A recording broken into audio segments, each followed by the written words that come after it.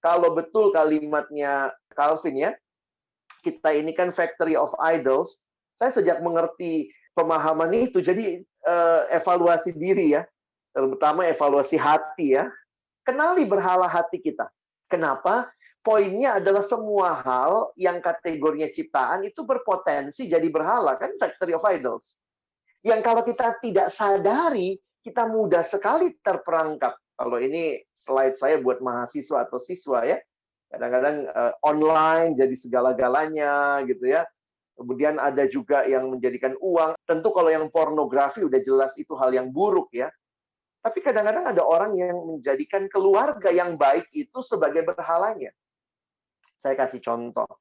Seorang mahasiswa yang pernah dalam satu pelayanan, dia datang sama saya setelah pelayanan. Terus dia bilang gini, tadi kata Kak Alex, nggak boleh ya nyontek. Saya bilang, iya sih, itu kesimpulan dari firman ya, nggak boleh nyontek gitu. Terus kemudian dia bilang, kata mamaku boleh. Terus saya tanya, ada masalah apa? Kenapa mamamu bilang boleh? Lalu dia cerita, kami ini keluarga pas-pasan, Bang. Bapak itu pensiun tahun ini. Jadi mama bilang begini sama saya, pokoknya nggak mau tahu, nak, kamu harus lulus semester ini. Karena kalau semester depan nggak tahu lagi dari mana biaya kita gitu ya. Pokoknya kau lakukan yang terbaik, apapun lakukan. Nyontek pun nggak masalah. Yang penting lulus. Wah gitu ya. Kemudian waktu dia dengar saya khotbah, dia bilang, jadi yang mana yang benar Bang? Mama itu kan, orang tua itu kan wakil Tuhan. Saya bilang di sini bukan masalah orang tua wakil Tuhan, tapi masalahnya kau sudah menjadikan orang tuamu Tuhan. Karena dia sangat takut mengecewakan orang tuanya. Sehingga apapun yang orang tuanya katakan tidak difilter lagi. Banyak orang sayang sekali sama keluarga. Saya juga orang yang sangat sayang sama keluarga. Tapi saya sadar, kalau saya tidak hati-hati, saya mungkin memberhalakan keluarga. Nggak mau menyakiti, nggak pengen lihat orang tua kita nangis. Tapi kalau itu ketidakbenaran, dulu saya punya prinsip itu sampai akhirnya saya bergumul jadi hamba Tuhan, dan yang menolak paling kuat adalah keluarga. Di situ saya jadi sadar. Ternyata benar ya kata Alkitab. Boleh nggak taat sama orang tua? Wah, boleh ya? Boleh ada di Alkitab. Taatilah orang tuamu di dalam Tuhan. Jadi kita harus taat sama orang tua di dalam ketaatan kepada Tuhan. Kalau yang orang tua minta beda dengan yang Tuhan minta, yang mana yang harus kita taati? Kadang-kadang kita diperhadapkan dengan hal seperti itu.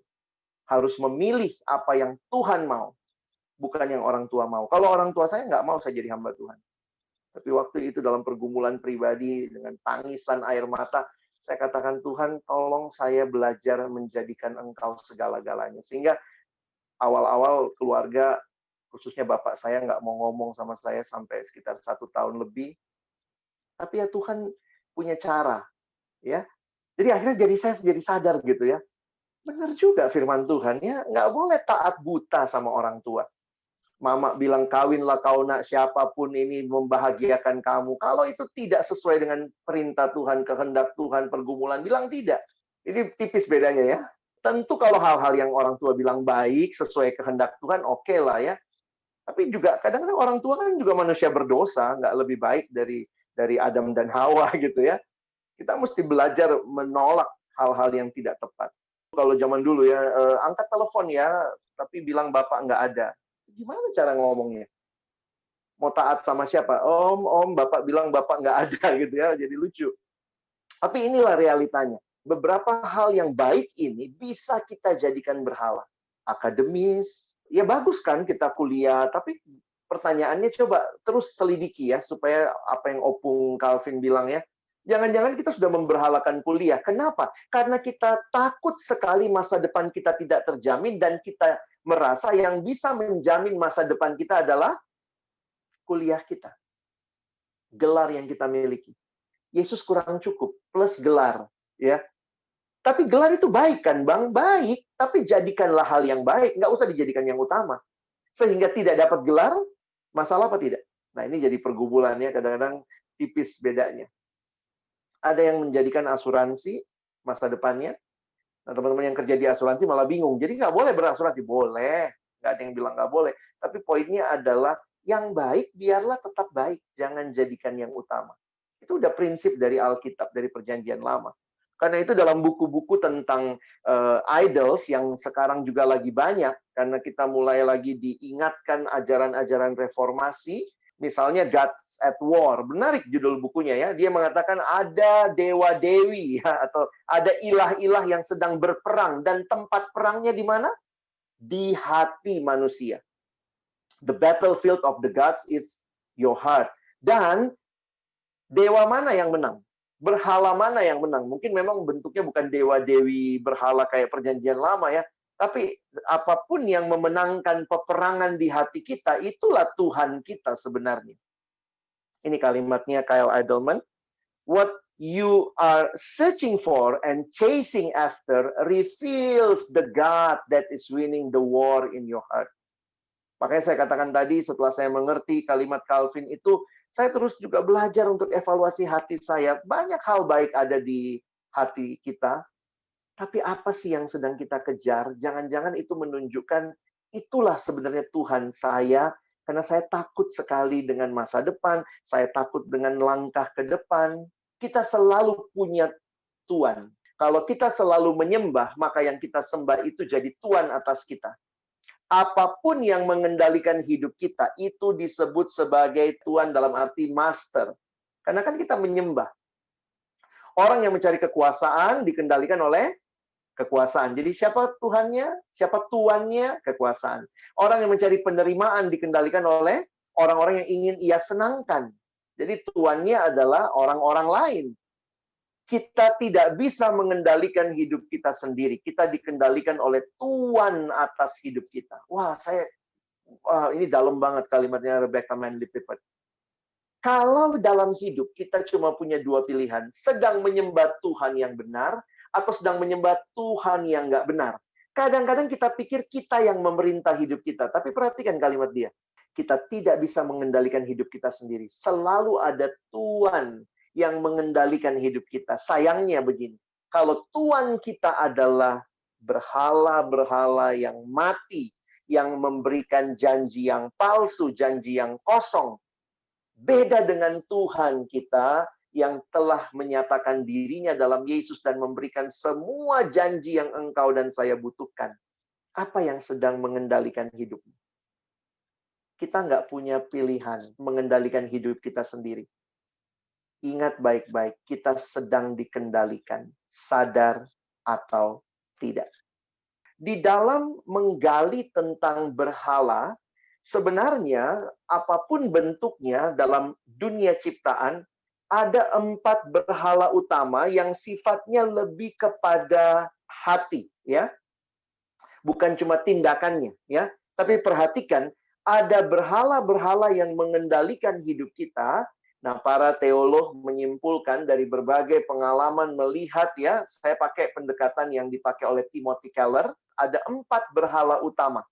Kalau Anda cari kuasa, jadi ada orang-orang yang berhalanya kuasa tuh, ya. Pokoknya aku harus sukses, aku harus menang, aku harus punya pengaruh. Nah, ini orang-orang yang berhalanya adalah kuasa. Timothy Keller bilang gini, kadang-kadang kita itu baru tahu apa berhala kita waktu kita bayangkan what is your nightmare.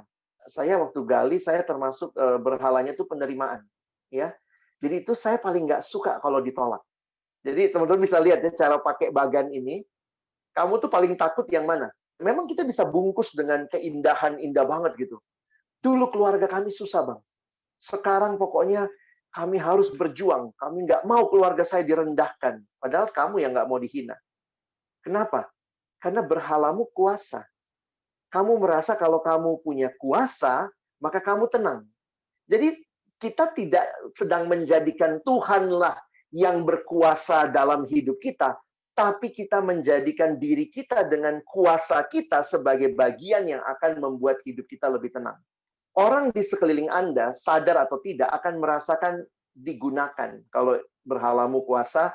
Dan emosi, ya ini biasanya kalau tidak mencapai yang kita mau, emosinya marah.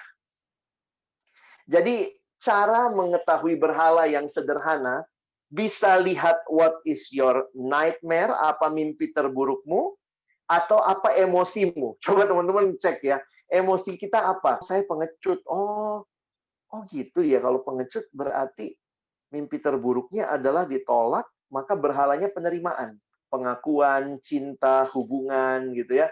Orang-orang di sekeliling Anda akan merasa tercekik karena selalu akan tanpa sadar kita mengendalikan mereka untuk berkata, pujilah saya, terimalah saya. Ada yang berhalanya kenyamanan, ada yang berhalanya kontrol. Tapi juga kita nggak bisa tutup mata, berhala ini bisa kombinasi ya. Memang ada yang lebih utama, tentu dari semua ini ada yang sangat utama, tetapi dalam situasi kondisi tertentu pun bisa jadi berhala kita tidak jauh dari hal inilah.